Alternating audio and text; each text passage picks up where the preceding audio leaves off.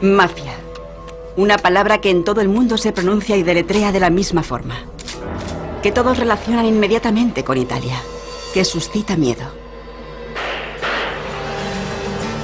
Mafia, curiosamente, no es una palabra italiana. Al contrario que pizza, gelato, espresso, cappuccino. Por todo el mundo aparecen nombres y productos italianos a plena luz del día. Pero de la mafia, ni rastro. Es preferible no admitir el hecho de que a estas alturas se ha aposentado en todos los rincones del mundo.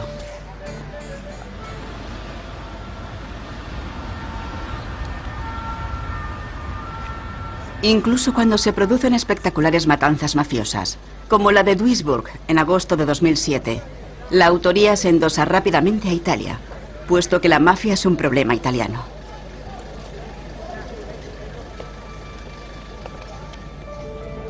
Pero eso ya no es así. La mafia tiene un gran porvenir ante sí a nivel global. La clave la encontraremos en su extenso pasado. La mafia del sur de Italia, episodio 1.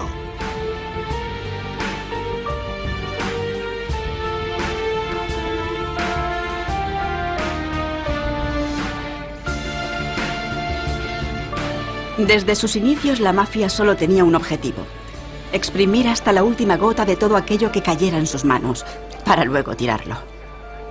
Un objetivo que vuelve a estar de actualidad.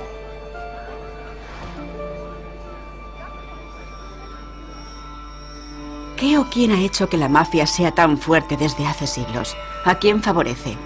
¿Quién se beneficia de sus negocios mediante la amenaza, el terror y la muerte? ¿Cómo ha llegado a estar tan enraizada en la sociedad italiana meridional que parece prácticamente invencible? ¿Y por qué surgió precisamente en el sur de Italia? Tan solo desde mediados del siglo XX, los historiadores intentan averiguar el origen de la mafia. Enzo Ciconte es uno de ellos.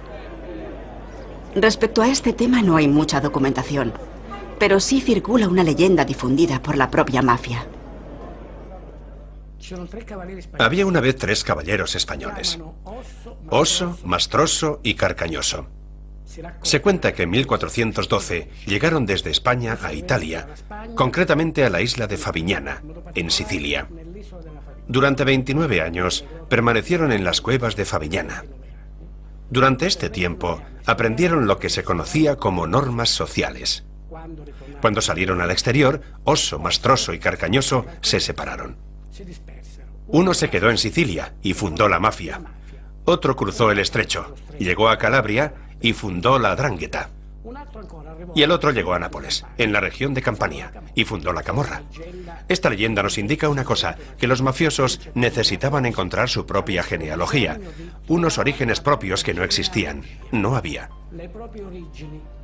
Pero también se dice otra cosa: que en el imaginario, la mafia, la Camorra y la 'Ndrangheta tienen la misma matriz. Una matriz cultural, pero también física: 3 caballeros españoles.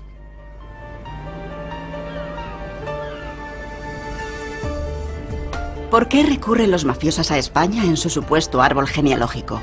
¿A caballeros españoles? ¿A nobles españoles? Italia como Estado nacional existe desde 1861. Desde el siglo XIII, y salvo breves interrupciones, los españoles dominaron el sur de Italia. Ya en el siglo XIX, cuando en Sicilia, Calabria y Campania surgieron las 3 principales organizaciones mafiosas, el sur de Italia pertenecía a una rama borbónica española, llamada Reino de las Dos Sicilias, desde 1816. Es decir, las mafias se originaron en territorio español.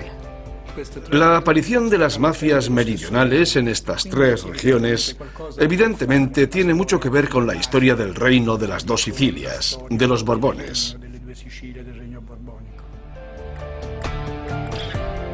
Sicilia fue la que más tiempo permaneció bajo dominio español.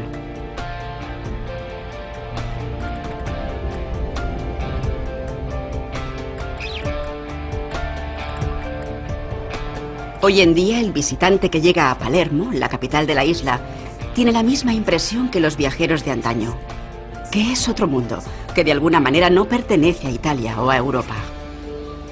Pero, ¿qué hacía Sicilia tan diferente? ¿Serán los siglos de dominación árabe o normanda? ¿O la poderosa influencia de la antigua potencia mundial católica de España? Para España, Sicilia era otra colonia más, como sus conquistas en Sudamérica.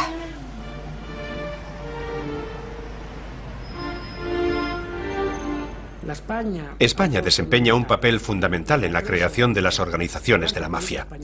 Durante el período español, lo más importante era el intercambio de favores con el poder.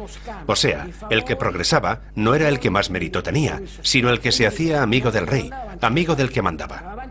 En el marco de estas costumbres culturales nacieron las organizaciones mafiosas. Fue cuando determinados grupos de personas decidieron unirse.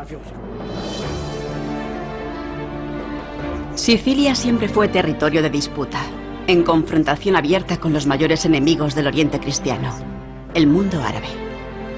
Actualmente Palermo está lleno de documentos que hablan de un catolicismo militante y enfocado hacia la conquista.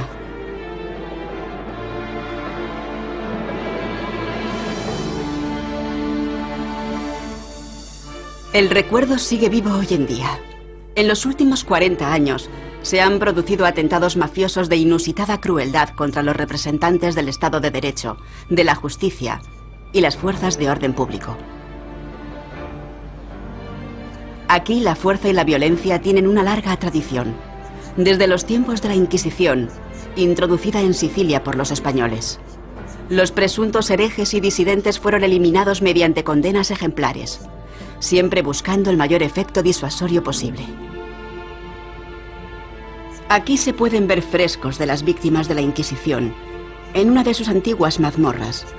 Para demostrar su inocencia, alaban al Papa, a la Armada Invencible, a los caballeros españoles y a los reyes y reinas españoles. De poco les sirve a los condenados. Su destino es la peor de las torturas y con frecuencia la hoguera. Por el contrario, entre el pueblo llano todavía se mantiene el mito del caballero de Dios. Los caballeros defienden voluntariamente a los creyentes frente a los enemigos de la Iglesia. Desde el principio, la mafia siciliana se atribuyó este mito, aunque los honorables no tienen reparos en realizar los negocios más sucios: servir, obedecer y callar. Desde 1948, se calcula que las víctimas de la mafia suman un total de 10.000. Más del 90% fueron miembros de clanes rivales. Unas 1.000 víctimas fueron personas que no tenían nada que ver con la mafia. La mafia se concentra en los negocios más lucrativos y en la eliminación de toda competencia. Ejerce el control del territorio a través de la violencia y el terror, el chantaje y la corrupción, y el reparto de una parte del pastel entre sus seguidores.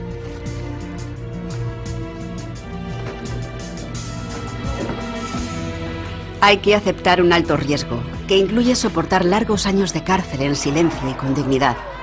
El primer asesinato es la iniciación. Cada pena de prisión ennoblece aún más. Se empieza por dirigir 20, 200, 2000 sicarios. Luego hay que fundar una familia, traer descendencia al mundo y honrar a los antepasados que prosperaron en sus negocios ilegales, de generación en generación, desde hace más de 150 años. Un ascenso fulgurante de entre las hordas de desesperados de la Italia meridional.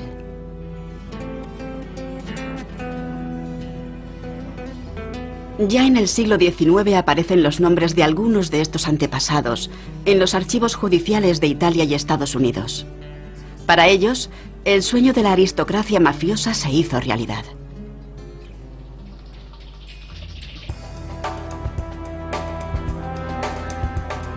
Muchos de ellos probaron suerte en los Estados Unidos, en el narcotráfico, el juego, el crimen organizado y la prostitución. Muy pronto el código de honor tan solo consistía en obtener el mayor beneficio posible.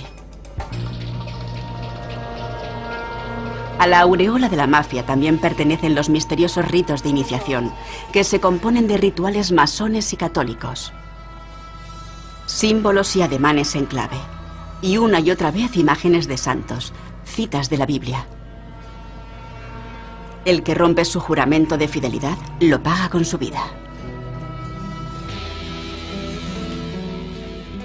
En todo el mundo las mafias se han transformado en cárteles operativos, tecnológicamente equipados a la última. Mandan a sus hijos a estudiar a Harvard, Cambridge o Berlín. Contratan legiones de asesores fiscales, abogados y testaferros. Sobornan a funcionarios, políticos y empresarios. Se introducen cada vez más en el tejido financiero y económico. Pueden invertir su increíble capital líquido por todo el mundo en el plazo más breve. Al primer golpe de vista, sus cabecillas no se distinguen de la ciudadanía, que más o menos respeta las leyes. Incluso los valores que transmiten a su descendencia están reconocidos socialmente desde hace tiempo. Concéntrate en un objetivo definido. No te dejes doblegar. ¡Ánimo! Devuelve el golpe si te golpean. No cometas errores. Vamos, concéntrate. Sí, muy bien. Así, así. ¡Ánimo! Valiente, bravo. Muy bien. Bravissimo, così, così. Così, bravo, vai, vai. Testa alta, bravissimo, bravo. Al que consigue llegar a lo más alto, se le permite casi todo. La única condición es que no debe poner en peligro a la organización ni a la familia. Se calcula que hay unos 150.000 miembros activos de la mafia. Menos de un 1% de los 20 millones de habitantes del sur de Italia. El único riesgo es la muerte prematura.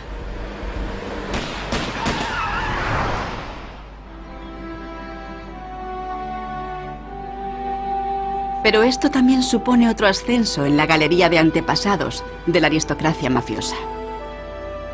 Actualmente los escolares de la Italia meridional se conocen los nombres de los capos y las grandes familias mafiosas, mejor que los de los fundadores de la patria italiana.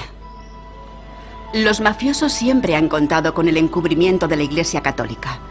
Esta necesitaba una fuerza de orden fiel en las ciudades y en el campo. Los mafiosos siempre se han presentado como buenos católicos creyentes, como custodios de la fe, porque el mafioso es básicamente muy conservador.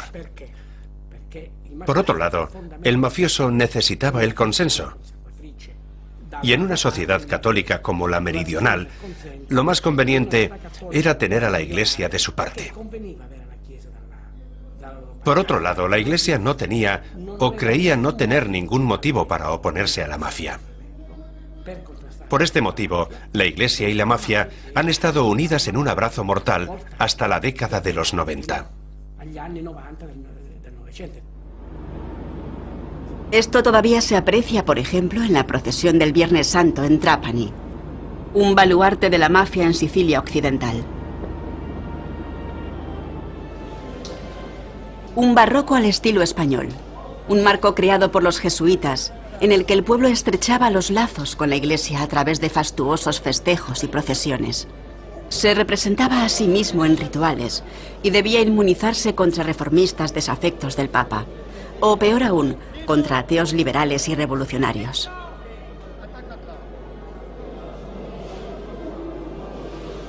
Todos se sienten representados en el Vía Crucis, ya sea en el Jesús traicionado y martirizado, en la dolorosa Madre de Dios, o en los mártires de la cristiandad. ¿Acaso la población del sur de Italia no fue también traicionada, vendida y gobernada por foráneos durante siglos? ¿Acaso no han llorado generaciones de madres por sus hijos e hijas robados, desaparecidos o asesinados? La contrarreforma manipulada desde España supo aprovecharse de este sentimiento. Pero también los mafiosos se presentaron como los sucesores del valeroso caballero cristiano y protectores del pueblo llano. Un espectáculo semejante jamás habría sido posible sin su dinero. Pero tampoco sin la participación activa del conjunto de la población.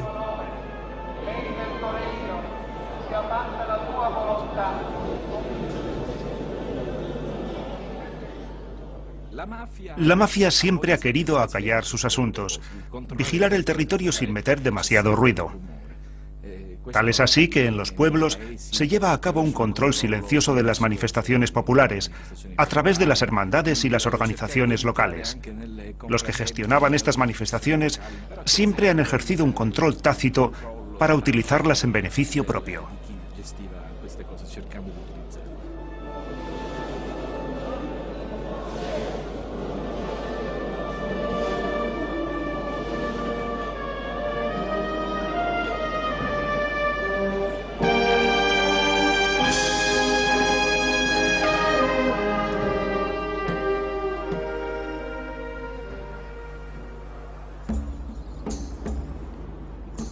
En el interior de la isla no hay granjas, ni ríos, ni arroyos. Apenas hay arbolado. Es un paisaje destruido y empobrecido. Antiguamente Sicilia fue una isla densamente boscosa y con muchos recursos hídricos. El granero del Imperio Romano. Pero fue explotada por la aristocracia siciliana, obsesionada con el modelo español, que por todo el mundo exprimía a la población de sus colonias como un limón y luego las abandonaban a su suerte, sin pensar en las terribles consecuencias para las personas.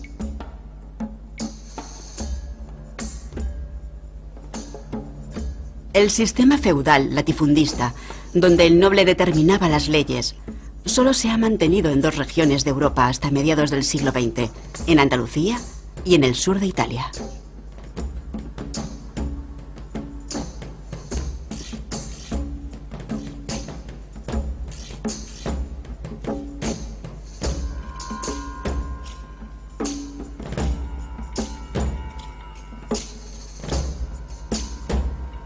El sistema económico estaba impregnado de una explotación despiadada, ya fuese en la agricultura, en las salinas o en las minas de azufre.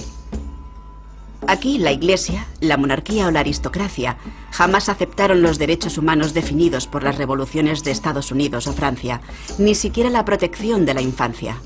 Prevalecía y sigue prevaleciendo el principio de quien tiene manda. El valor de la vida humana solo se define por la capacidad de acumulación de riquezas del poseedor. Hubo una declaración de principios, una autocertificación del final del Estado feudal, pero el Estado feudal no desapareció nunca.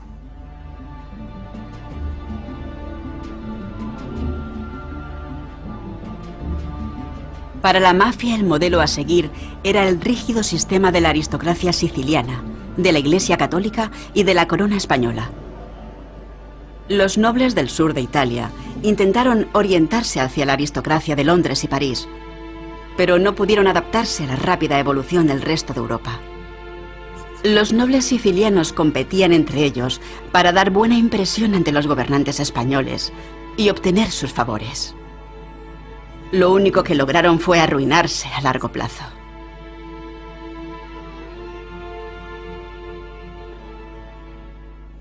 Todo empezó a finales del siglo XVII, en cierto modo por el efecto Versalles.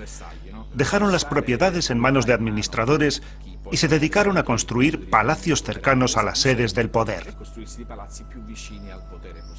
En esta rígida sociedad no había espacio para la iniciativa libre, para el ciudadano libre. Sicilia carecía de una clase media, de una franja de población más culta, que en otras zonas era la burguesía, los artesanos o los profesionales. Es decir, carecía de ese salto cualitativo del campesino que se convierte en empresario. En Sicilia eso jamás existió. El gabelotto, el administrador y recaudador de impuestos que muy pronto controló todos los negocios subordinados, fue el punto de partida de la mafia. El creciente poder de la mafia empezó a amenazar la supervivencia de la propia aristocracia, pero esto a los nobles no parecía preocuparles.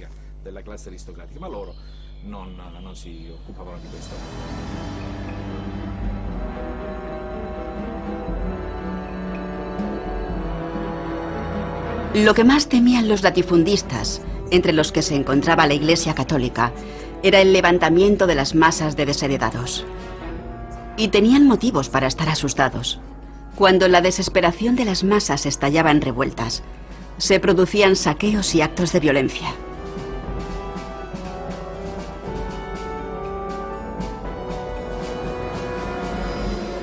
La tarea más importante de los administradores era la represión de estas revueltas y de las bandas de ladrones que surgían posteriormente. Como compensación recibían privilegios, prebendas y armas. En este panorama se produjo la fusión entre una pujante clase de delincuentes y una decadente aristocracia.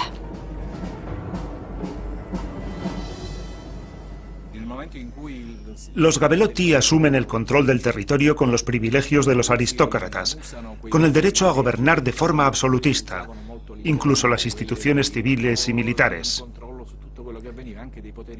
Son derechos que hasta ahora los nobles habían ejercido de manera timorata para evitar conflictos con su población feudal. Por el contrario, el gabelotto hace un uso intensivo de estos privilegios para ganar poder y prestigio. Y así se crean verdaderos ejércitos locales que operaban en nombre del príncipe, por lo menos al principio. Y este es el verdadero caldo de cultivo del que surge la mafia.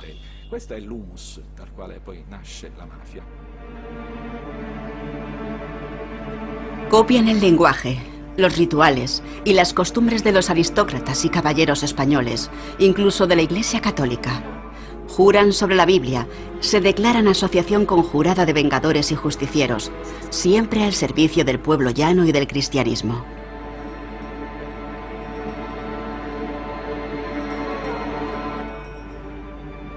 Pero en realidad, solo sirven a su organización secreta y su mayor objetivo es el poder y enriquecimiento a toda costa.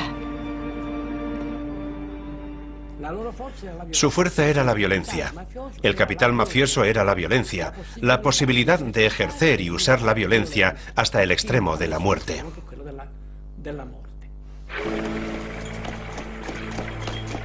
El gabelotto, el representante del noble latifundista, que ejerce sus derechos y privilegios en estrecha colaboración con la Iglesia, pasa a ser el verdadero capo, jefe e intermediario ante la población rural inculta y en las ciudades.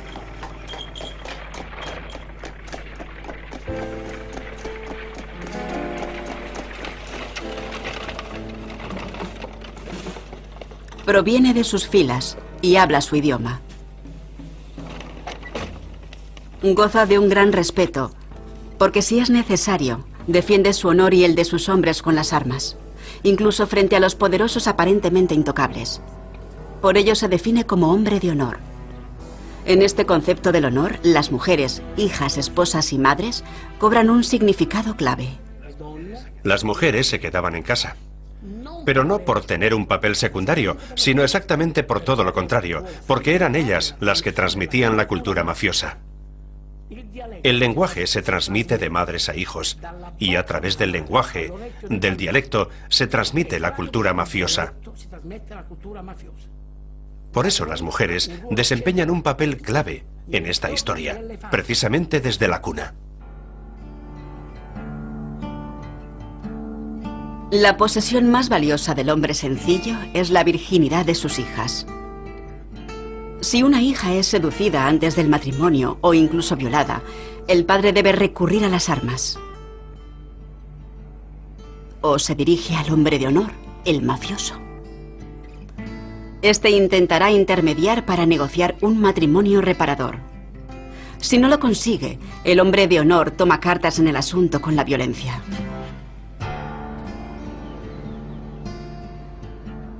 Y por norma queda impune, ya que goza del favor de las más altas instancias. Así aumenta su prestigio entre el pueblo. Pero esta sensibilidad de los hombres de honor desaparece bruscamente si alguien pone en peligro los intereses de la organización. Entonces asesinan incluso a mujeres jóvenes.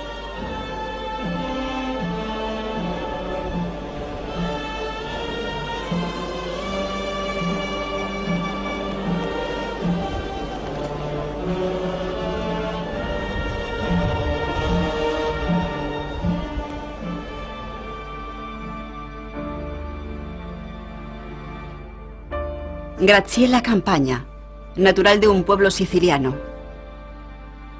Casualmente averiguó que un mafioso muy buscado se había ocultado en su vecindario. Y solo por saber demasiado fue asesinada a sangre fría. Tenía 18 años recién cumplidos. Los cementerios del sur de Italia están sembrados de víctimas de la mafia. En la mayoría de los casos los autores quedan impunes, pero el caso de Graziella Campagna fue una excepción. Su hermano, un carabiniere, desenmascaró a los asesinos sin ningún apoyo, luchando contra las autoridades y los habitantes del pueblo.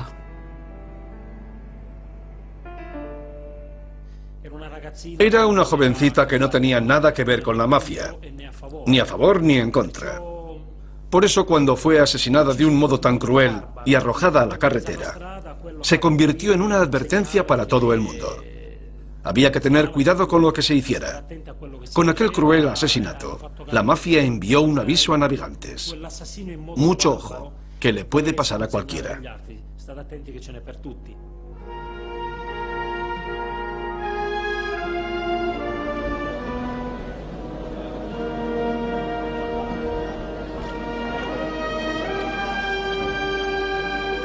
El poder de los jefes de la mafia para obtener contratos empresariales, en la concesión de puestos de trabajo, pero sobre todo el miedo y el terror que suscitan, explica claramente por qué la gran mayoría de la población de Italia meridional tolera tácitamente el terrorífico sistema asesino de las mafias.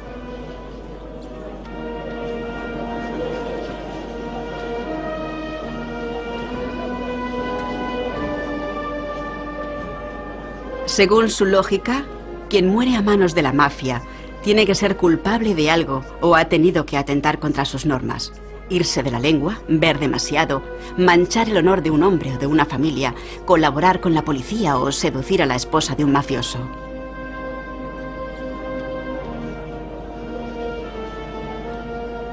Quien es asesinado es porque ha roto alguna de las normas no escritas de los 3 caballeros españoles. Y para ello solo hay un castigo, la muerte.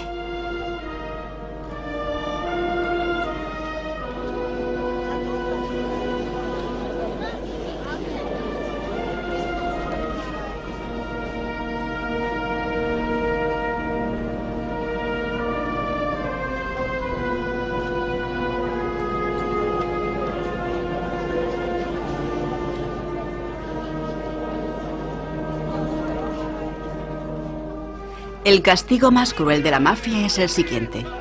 La víctima es secuestrada, asesinada y enterrada en algún lugar, o su cuerpo desintegrado en ácido clorhídrico. La familia permanece en la incertidumbre. No tiene ni un cadáver al que dar tierra, ninguna tumba que visitar. Desde hace más de siglo y medio, el régimen de la mafia utiliza este sistema de terror abierto y oculto a la vez.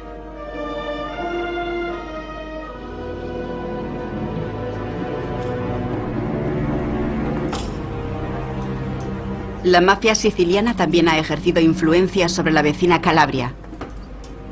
El estrecho entre Messina y Reggio Calabria apenas es de entre 3 y 8 kilómetros. La punta de la bota italiana fue hasta mediados del siglo XX una región olvidada e inaccesible. Pero Calabria no siempre estuvo separada del mundo.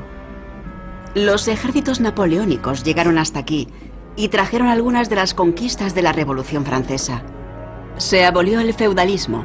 Hasta la gente sencilla pudo adquirir su propia tierra. En las ciudades portuarias se desarrolló el comercio y la industria, pero el interior siguió siendo inexplorado, demasiado montañoso. El clima era muy extremo, los caminos eran impracticables y había demasiadas bandas de ladrones. Curiosamente, entre ellas participaban muchas mujeres. Pero esto se debía a un motivo. En esta accidentada región, donde los pueblos estaban a días de distancia, se creó el sistema de clanes y algunos se organizaron en bandas de ladrones. Fue el pozo de la 'ndrangheta, la mafia calabresa. La 'ndrangheta tiene una estructura familiar que la hace única dentro del panorama mafioso italiano. ¿Y por qué? Porque la inmensa mayoría de los parientes del capo del clan ingresa en la mafia después de un ritual iniciático.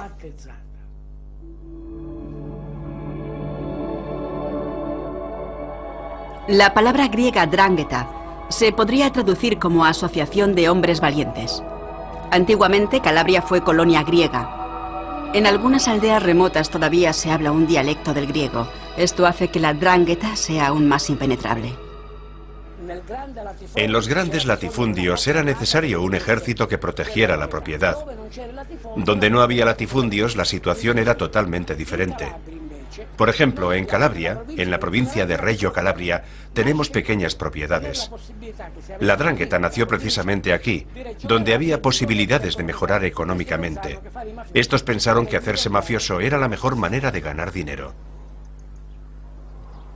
La 'ndrangheta ocupa puestos clave allí donde hay olivos, frutales y verdura, donde florece el comercio de los productos agrícolas.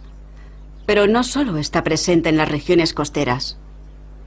El cultivo del olivar, que requiere siglos para dar sus frutos, no es cosa suya. Sus sedes son los pueblos montañosos. La 'Ndrangheta se ocupa del transporte del producto agrícola a los mercados, dictamina los precios, fija aranceles y cobra impuestos. Donde haya riqueza, la mafia siempre ejerce su dominio. La 'Ndrangheta hace lo mismo. Su base de operaciones está en los pueblos y aldeas de las laderas del macizo central Aspromonte. Allí ejerce su violento monopolio, al igual que en las llanuras del litoral. El gobierno italiano no tenía ni los medios ni el interés por controlar cada rincón de esta región pobre e inaccesible. La 'Ndrangheta decide en solitario quién se beneficia y qué se explota, se aprovecha o se destruye, ya sean personas o la madera de los olivos en vez de la cosecha.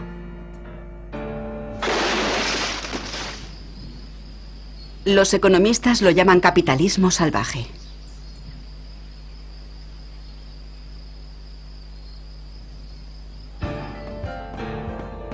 Los jefes de la 'Ndrangheta se coordinan en una organización central. Cada cual en su terreno desempeña el papel de juez, policía, inspector de hacienda, casamentero, patrón y prestamista. Ellos son el Estado, la economía y el poder.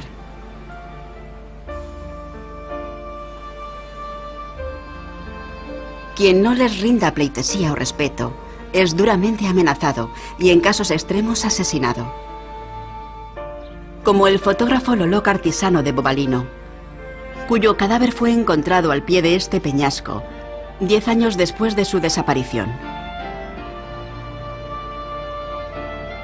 Este deportista, a quien vemos en el centro de la imagen, murió después de ser secuestrado. Débora, su hija, exigió el esclarecimiento del crimen y recurrió a las autoridades, que como siempre sobreseyeron el caso. Casi todas las familias afectadas callan por miedo a nuevos atentados de los clanes. Pienso que en el sur predomina una mentalidad enferma. Nuestros problemas no son solamente la mafia, sino la mentalidad mafiosa. Eso es lo que empobrece el sur. El padre de su amiga Estefanía también fue asesinado por negarse a pagar el impuesto mafioso de la 'Ndrangheta.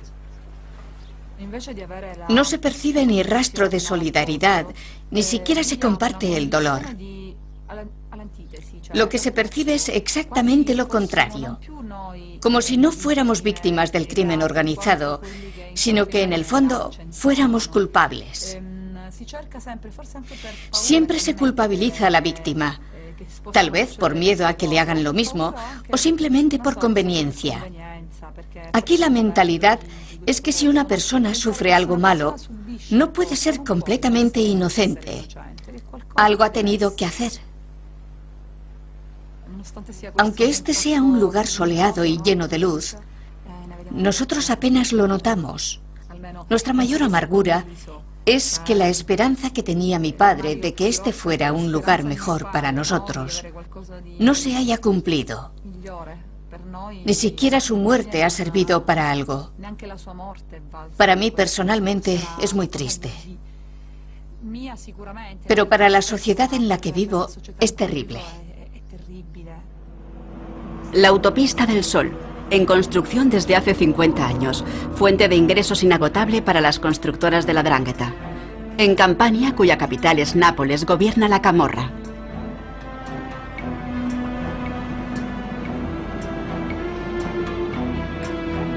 La mafia más antigua del sur de Italia siempre fue urbana, anclada en los barrios de Nápoles. La populosa capital de los Borbones españoles, la camorra fue portavoz y representante de la masa inculta, y a la vez estrechamente relacionada con los monarcas y su aparato estatal. Por increíble que suene, la camorra representó los intereses del Estado en el sur de Italia, hasta el final del dominio español.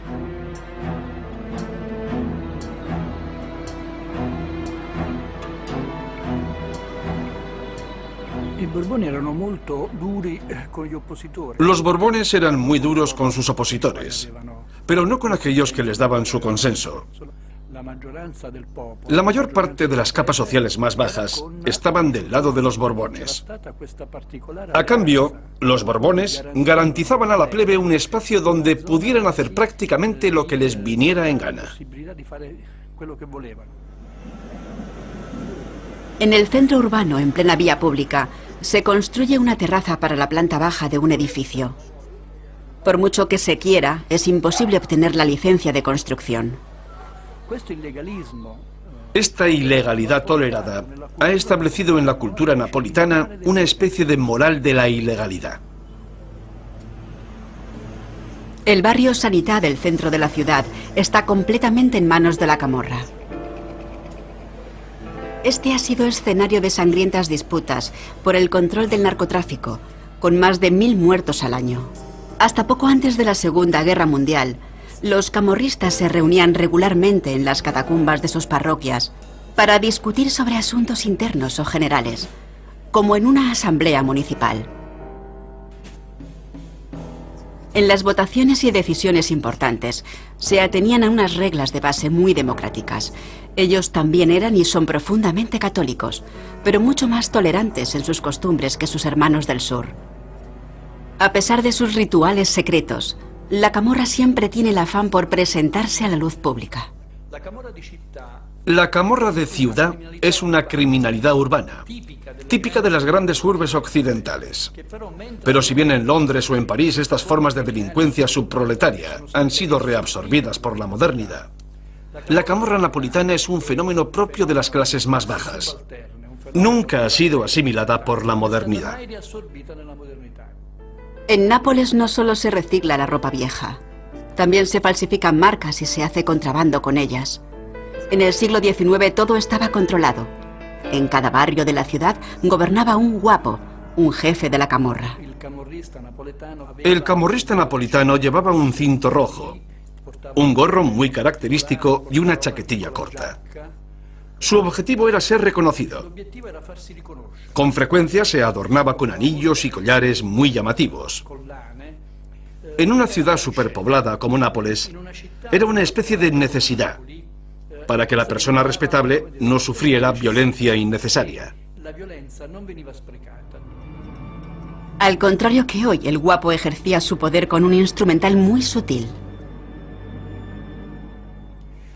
En Nápoles no existía el delito de honor, existía la cicatriz. Es decir, cuando alguien hacía algo que al camorrista le parecía mal, se le hacía una herida en la cara. Esta cicatriz permitía que el camorrista no acabara en la cárcel, y el culpable llevaba la ofensa en el rostro para toda la vida. Si había diferencias entre camorristas, se hacía un duelo, que en Nápoles se llamaba zumpata. El duelo era un modo de resolver las disputas, que casi nunca era considerado delito. En Nápoles, una ciudad muy peligrosa, estas formas criminales fomentaban la violencia, pero al mismo tiempo la controlaban. Garantizaban una especie de orden en el caos, un control social de la violencia.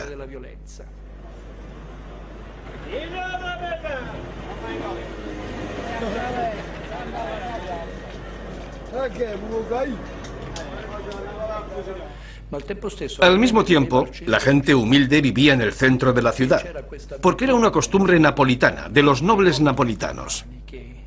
Estos a menudo habían perdido todo su dinero en las apuestas, porque estaba mal visto que la nobleza trabajara. Se dedicaban a dilapidar sus recursos y a alquilar sus palacios. De este modo, se creó una comunidad en la que participaban todas las clases sociales, nobles, profesionales, obreros, artesanos y las clases más bajas. Las clases más bajas vivían en los bajos o en los sótanos de los edificios, una característica típicamente napolitana.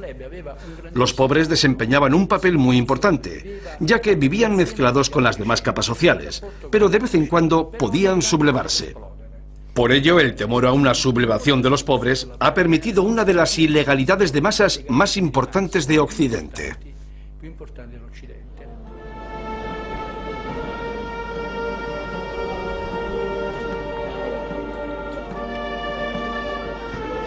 En un catolicismo popular, gobernantes y gobernados vuelven a convivir juntos.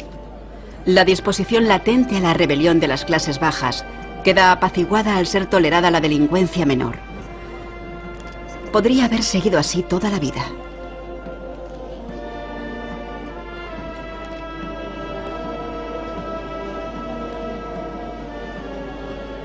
Pero en 1860, el aventurero político y héroe de la libertad Giuseppe Garibaldi derroca a los Borbones en el sur de Italia con apenas 1000 soldados voluntarios. Tiene el apoyo de la Casa Real Piamontesa de Saboya, de los masones, de los nacionalistas y de los republicanos.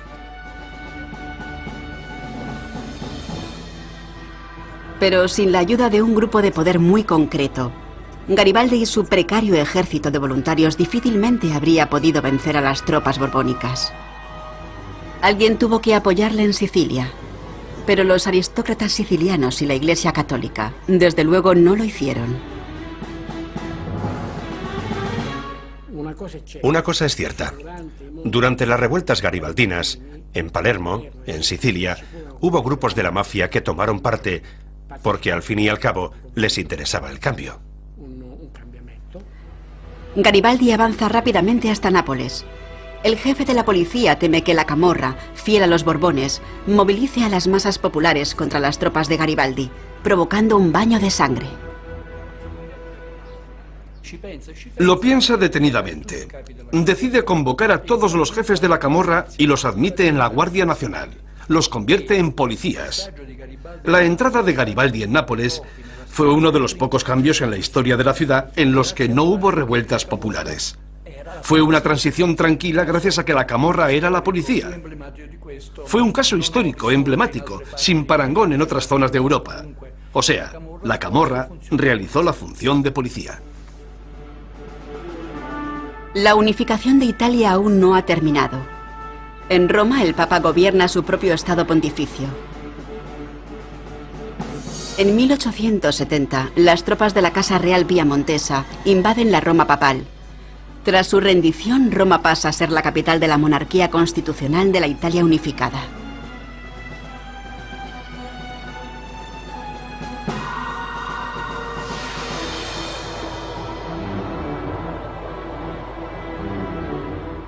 El Estado pontificio, existente desde hace más de 1000 años, desaparece para siempre del mapa.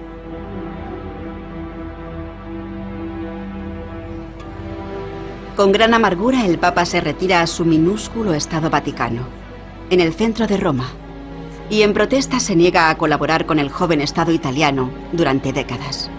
Incluso prohíbe a sus fieles participar en elecciones. El Vaticano recibe amplios apoyos del sur, que sigue siendo fiel al Papa. Junto con el Vaticano, las mafias también se oponen al nuevo Estado, que ha empezado a perseguirlos como delincuentes comunes. Sin embargo, algunos capos de la mafia se han beneficiado de la expropiación a la Iglesia. Tras la unificación de Italia, algunos Gabelotti, digamos que era gente de clase media, lograron adquirir tierras que habían sido expropiadas a la Iglesia. Algunos incluso se hicieron con un título nobiliario. Este había sido su gran sueño, ocupar el lugar de los que habían gobernado antes que ellos. Ninguno de los políticos liberales de la Italia unificada reconoció el polvorín que habían heredado con el sur de Italia. Cuando Garibaldi volvió a Sicilia en 1860 y posteriormente a Calabria, prometió tierras a los campesinos. Les prometió repartir las tierras de los varones a los campesinos. Pero esta promesa no se cumplió. Los varones volvieron a tomar la iniciativa y rompieron los acuerdos alcanzados. La consecuencia fue un violento estallido del bandidaje en el sur de Italia. Ante esto, Roma puso en marcha un ejército que acabó brutalmente con las bandas de ladrones y ajustició a sus cabecillas. Nada cambió en el sistema feudal del sur de Italia. Sucedió lo que dijo Tomasi di Lampedusa en El gato pardo. Cambiamos todo para que no cambie nada.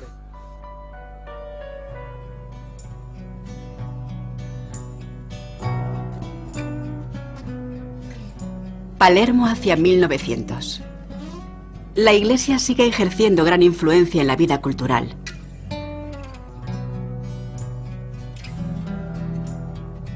La gran masa de la población vive en la pobreza y sin derechos, en unas condiciones que causan espanto a los viajeros del norte.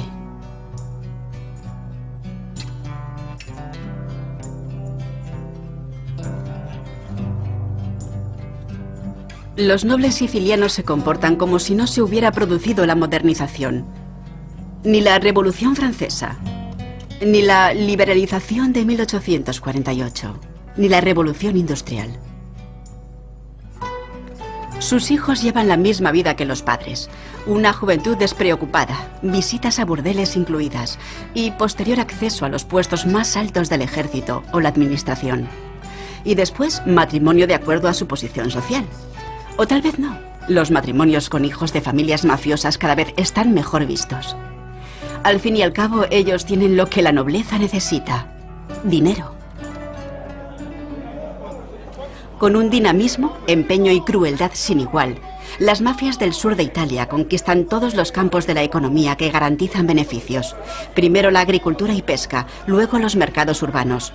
En caso de necesidad, consiguen por la fuerza lo que el sistema feudal ha acaparado para sí: el poder, la riqueza, la impunidad. La llamada matanza, la pesca y la explotación del atún no deja de tener su simbolismo.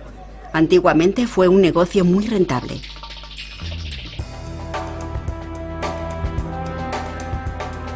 Los mafiosos lo controlaban de principio a fin.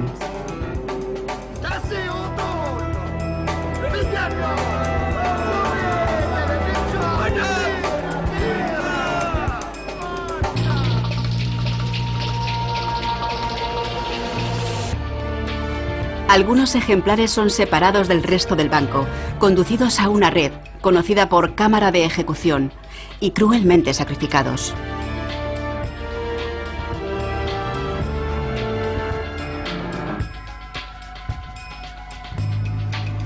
Eso mismo hace la mafia con sus víctimas humanas. Todos los que participan del negocio deben aceptar los precios de la mafia del atún, formada por 3 o 4 familias. Y de sus beneficios deben entregar una parte, el pizzo, a los monopolistas. Los hombres de los pesqueros también son explotados descaradamente. Cualquier intento sindical de mejorar las condiciones de trabajo y los ingresos de los pescadores ha sido reprimido con violencia abierta o disimulada. El que protestó, se rebeló contra el dictado de la mafia del atún o intentó a su vez meter un pie en el negocio, fue eliminado junto a sus seguidores.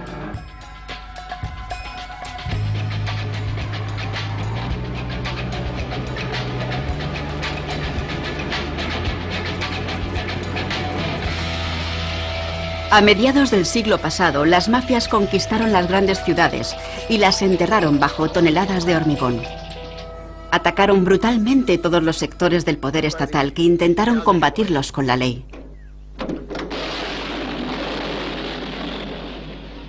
Y eliminaron sucesivamente a todos los que no quisieron participar en su expansión a nuevos mercados.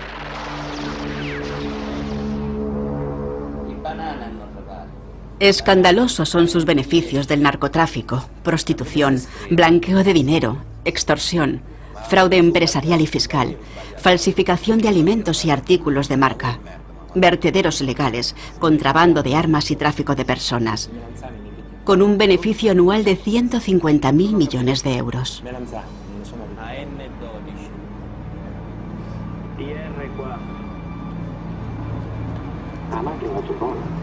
La macchina è nuova, va bene.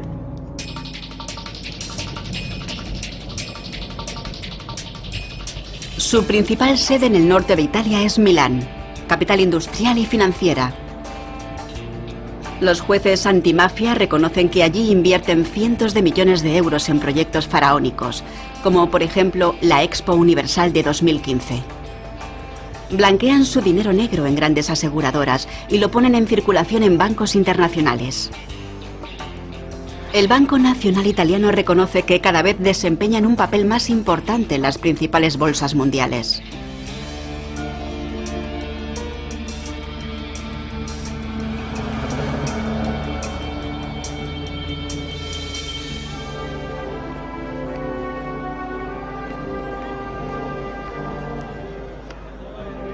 Las mafias del sur de Italia nunca han aceptado el Estado de Derecho, aunque precisamente es allí donde la mayor parte de la población meridional coincide con ellos. Para ellos, el moderno Estado italiano nunca les ha supuesto justicia ni progreso. Se han herido demasiadas tradiciones y sensibilidades. Se ha caído en el ridículo. Se han concedido demasiadas ventajas al norte y se han cometido demasiados agravios con el sur. La autoridad de la mafia radica en los conceptos feudales de orden y estabilidad, de favoritismo y sumisión. El sistema de las mafias no es aclamado ni aplaudido, es simplemente un sistema de terror. Pero ha salido adelante. A primera vista no es solo un sistema medieval y anacrónico. En realidad se puede decir que es moderno, exitoso y de aplicación global.